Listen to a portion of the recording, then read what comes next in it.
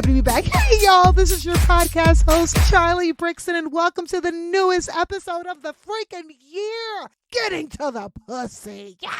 How are y'all? Oh my gosh, I know it's been a minute. I have lots to talk about, lots to say. It is now spring. We beat it, y'all. Winter. For those who don't feel like, if you've been working on something, if you've been motivated to do something, if you've had this goal, if you're starting slow, if you're just starting up, congrats to you. Somebody told me, look, it's the winter. That means hibernation. That means rest. That means go under a pillow and just chill for a moment.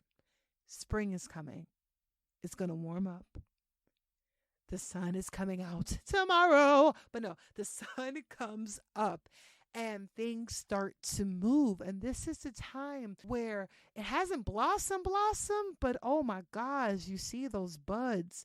So for my folks who feel that 2023 is a wash, it's not a wash. Keep on fucking going, all right? I'm telling myself that too. Keep on fucking going. The blossom is not here yet, but it's coming. God damn it.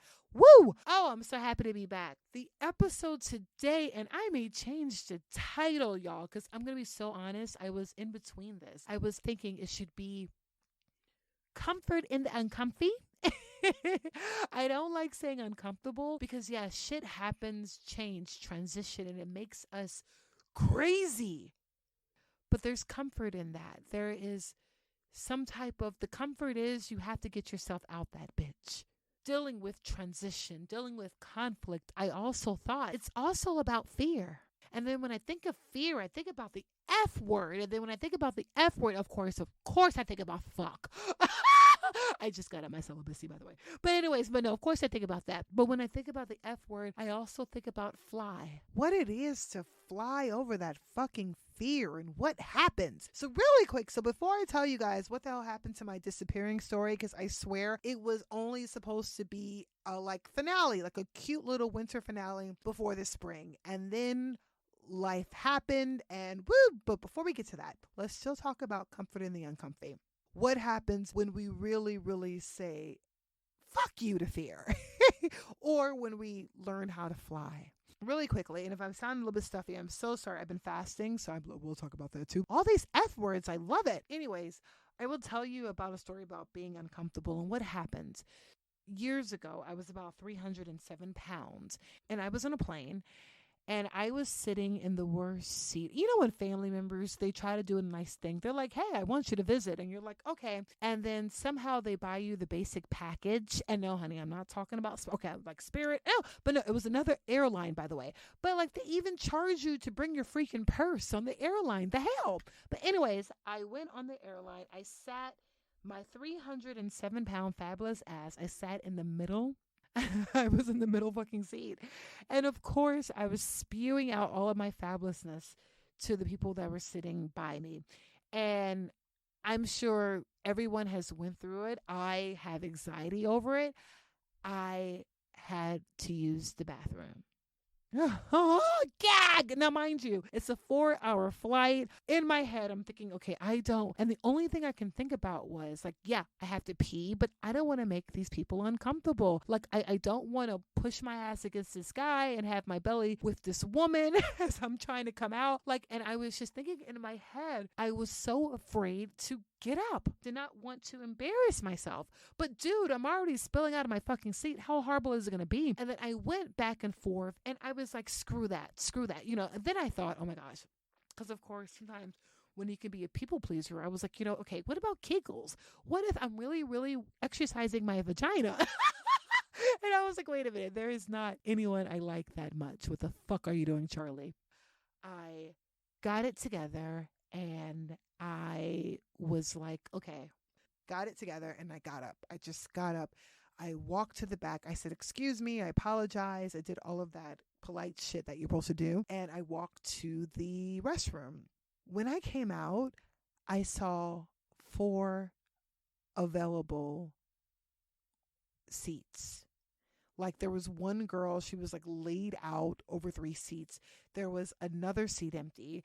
There was another 3 aisle and another person just on the edge. And I'm looking what the hell? And I looked At the flight attendant, she looked at me and she nodded and she just gave me a look like, please don't say anything, but you can come to the back. Y'all, I ran so goddamn fast. I took all of my shit. I was like, I gotta go. I went to the back, and not only was I able to spread out, I was able to have Tito's party, a Jack Daniels party for free because the flight attendant, one, she felt bad that she wasn't saying anything, but also she was like, I'm gonna let you live. And yeah, it was a party. And I thought about it. If I was to be Charlie with fear, or someone who was willing to be so uncomfortable to make others comfortable. I'm thinking about others. I'm thinking about they. I would have never got out. I would have stayed there for 4 hours, held it in, and been fucking miserable and probably like killed off my bladder or something. But instead, no, I got up. I got over the fear. What was on the other side?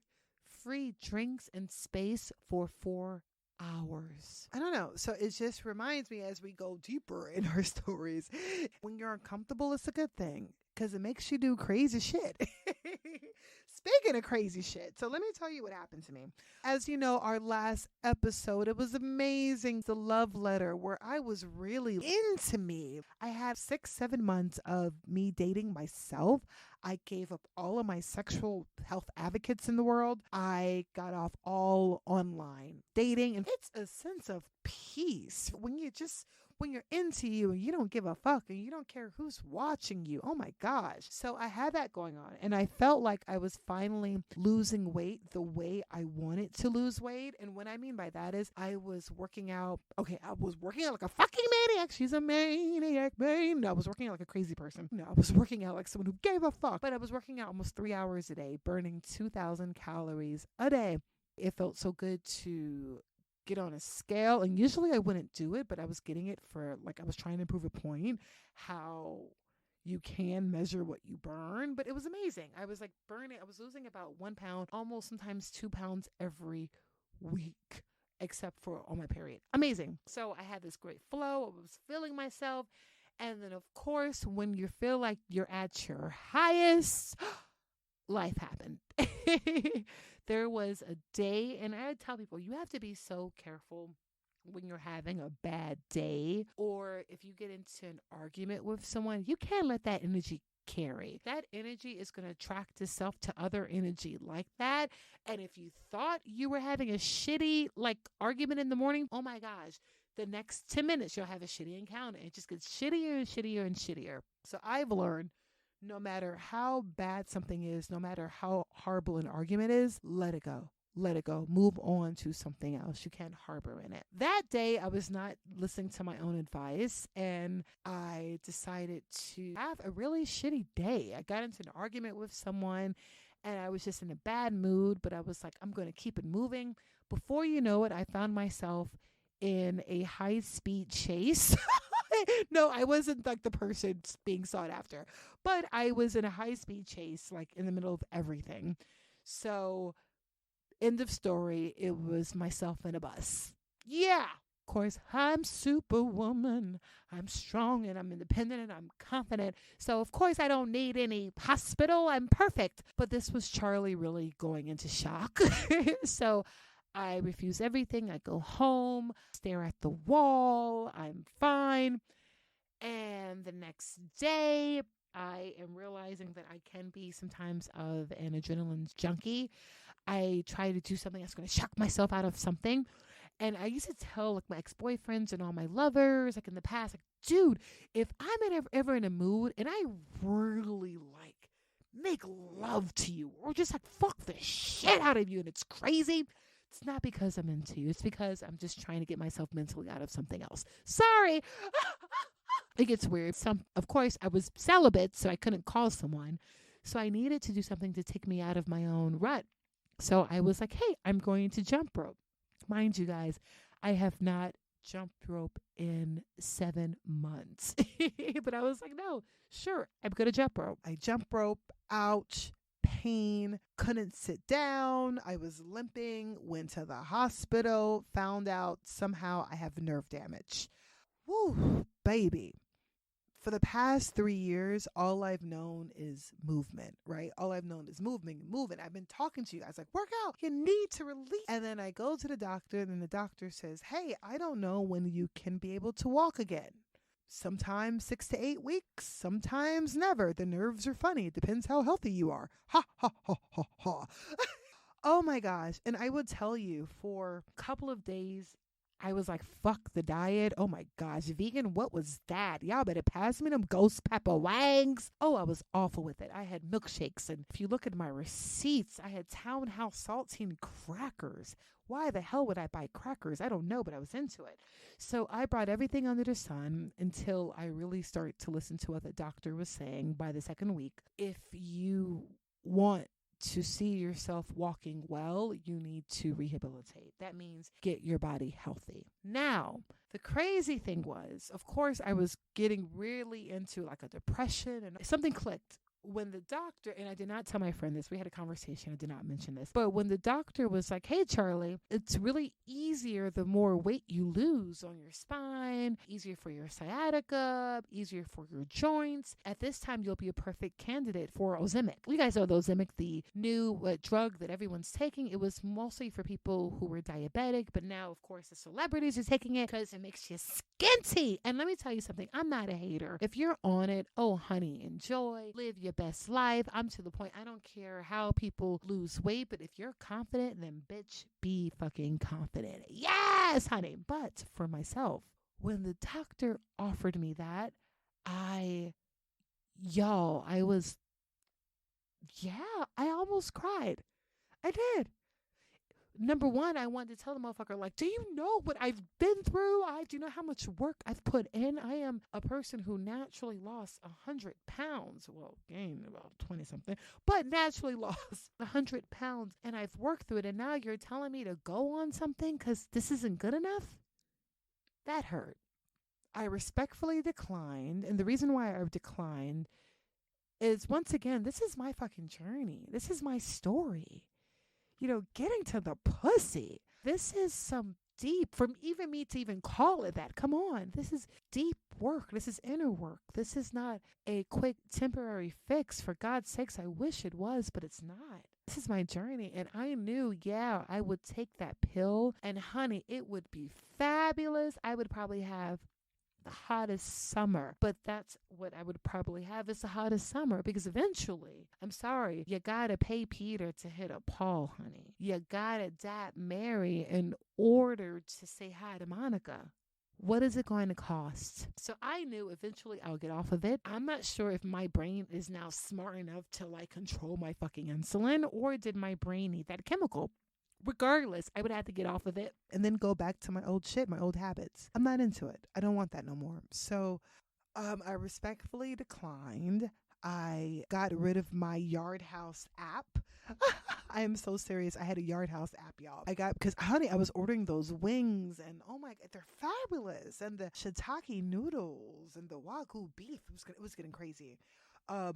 But I got rid of all my apps, and I was like, okay, if I can't work out, what else can I do? The doctor said the healthier I become, the better my nerves will be. So I started to get back into dieting again, but health dieting. And what I mean by that is juicing. I started to juice my kale and my carrots and my apples. I started to go back having an apple every day. Damn right. Also, I started to cook again, see my vegetables and have rice and get into soups. And also, I started to get into what is it like giving my digestive system a break. For those who are trying to heal, lose weight, if you know, when you eat things, your digestive system takes up 70% of the energy of your body.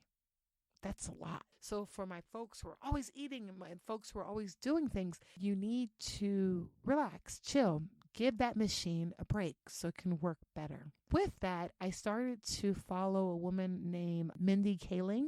She wrote a book called Fast Like a Girl. She says a lot of women do not lose weight and sometimes have a lot of ailments because they need to fast according to their hormones. Like, you can fast for health. You can reach autophagy. Autophagy is when, your cells are eating itself, but you can reach all of this stuff through fasting. but it takes a certain type of fasting. You can't fast on your period. You can't always be in a fasting state. I was intermittent fasting, so I was doing daily fasting. I stopped all of that shit. This time allowed me to really, really focus on my health. So now I do 36-hour fasting. The fuck? But it's amazing. It's really simple. For example, I'll stop eating Sunday at 7 o'clock at night. I can start eating again Tuesday at 11 o'clock. Basically, I did a 36 to 40-hour fast. They said if you really, really want to get into those fat reserves, you have to break past 24 hours. I looked at it as not necessarily as weight loss, but for me, it was more of giving my digestive system a break. I need to heal. I started to have more liquids. I started to stay away a little bit from solid food, probably allow myself like one solid meal. Long story short, all I can think about during this time of me sitting in discomfort, me being uncomfortable, all I can think about was, Charlie, what is going to be your success story? How the hell are you going to come out of this? Just do patience and time. Long story short, after those 2 months or 3 months, and let me tell you, it is daunting when you are just there and you can't work out. Oh my gosh, but I read, I meditated, I got to cook. I got to do certain things that I wasn't able to do, which made me value time, value my day, understand that I don't have to eat so late at fucking night. I was, you guys, me, I was an intermittent faster, so I was eating at 9 or 10 o'clock. Now I try my best to stop eating at 7 o'clock and 7:30, and it's making the world difference, guys. It's making a huge difference. My belly is smaller. I feel better. After 2.5 months, I go back to the doctor. I can now walk. Yay! I can now run. I've been running for about 10 to 15 minutes. I'm learning how to run again. And also, more importantly, we did the x-ray. We did certain things. Guys, my nerves, it's attached back. It's doing what it needs to do. I am on the mend. The doctor was shocked. I wasn't, because I know my body's fucking amazing. I know what it can do. I know what I have to give it. I am grateful for that. I am grateful for sitting in that discomfort. I have a newfound love for, of course, movement and working out, because now I can do it. I have a newfound love for diet, and also I'm trying something new. I have not done this kind of fasting in 3 years, done certain methods, but I haven't changed stuff. That I'm doing something new, because I want to take my body where I don't even know where it can go. So I'm excited. And I did feel like I was behind. I felt like, oh my gosh, I lost 3 months of work. But I realized, no, I gained 3 months of health, 3 months of knowledge, 3 months of enlightenment. And also I got over my fear. And when I mean fear, believe it or not, guys, I'm shy. I am. Like, sometimes when I'm in front of people, I think I'm going to free them because I have so much fucking energy. I'm like, and I'm bubbling, and I have a good time. And I'm okay with it. I don't know. But I have been filming myself lately because I do want to give you guys material where you can listen at work and not get fired. I do. I want to give you that kind of material. Getting to the pussy will always be here. It will always be an underground podcast, but I really want to give you material where you can be at work, where you can be in front of the family, where you can show your younger daughters. So I've been working on this, but I've been so conscious of like the way I bounce and my move and my eyes, where I'm going. And I'm like, oh my gosh, they're all going to make fun at me. And why the hell am I doing this? And what's the point? It was they. And guys, I realized when I was in some of the worst pain in my life after that accident, I was in my bed, I did not sleep for 24 fucking hours. If you have ever been in pain and agony, nobody was there. It was myself, I guess my 1,000 personalities, and God, the universe. And I remember just me being like, oh my gosh, like, come on, Charlie, get yourself out there. Like, I was coaching myself. No matter what you believe in, no matter what religion, gospel music is fucking as I say fucking, right? Oh my gosh, my grandma would be so proud. But no, it's everything. If you have never been put on the gospel music, try. There is this song called Trouble Don't Last, John P. Key. Trouble don't last always. And I'm so glad trouble don't last. And I was singing this to myself. I literally was giving myself my own concert. In pain. My leg was on fire. I was delirious, but I'm singing to myself. I'm literally cheering myself, coaching myself, giving myself a fucking gospel concert out of my pain. It's 5 a.m. Pain is subsiding. For the first time in like 26 hours, I was able to go to sleep. I woke up feeling so refreshed, feeling so relieved, and I cried. One, I cried because I couldn't believe I went through something like that, and I was by myself. Nobody came to the rescue. Nobody could help me. I went to the doctors. I went to the hospital. I have friends. I could have, but nobody was there except for me. And I felt this was one of my darkest hours, and I came out that bitch okay. Then that made me think, Charlie, all this time you go through high anxiety for fucking people. You care what they're going to say. You don't want to make people feel uncomfortable. It's they. But bitch, you were in the worst pain of your life and they were not there. So what is they factor in your life? Fuck are they? Once again, the F word. Fly, fuck, or fear. I'd rather fly and fuck. But no fear. So it was just this thing where I just got over it. I don't know. I just got over being scared, and just a small thing. At the end of the day, it's just me. I'm going to be the only one that can get myself out of whatever the hell I need to get myself out of. Yes, there's village and there's community and there's people, but nah, you the plug. I'm the plug. You're the only thing and the only one that's going to be able to spark yourself. That's going to be able to really get to what you want. You just got to get up and go. You just got to get up and walk to the back of the plane. But no, you just got to get up and go. So I would just like to leave you with that, man. There is courage in the uncomfortable. For my folks who are switching their lives, you're moving jobs. For my folks who are just graduating, you have this life change. It's scary as fuck, but guess what? Moments like this lead you to getting you what you really want and what you deserve. Fly. Use that F. Use that fear word and fly. Go for it. And fuck too. Because that's how you really get to your pussy. Yes! No, I love you guys. I miss you guys. I'm totally back. I'm coming back on. I can't wait to look at some of these notes and comments, but this was just like a catch-up. I love you all and happy spring.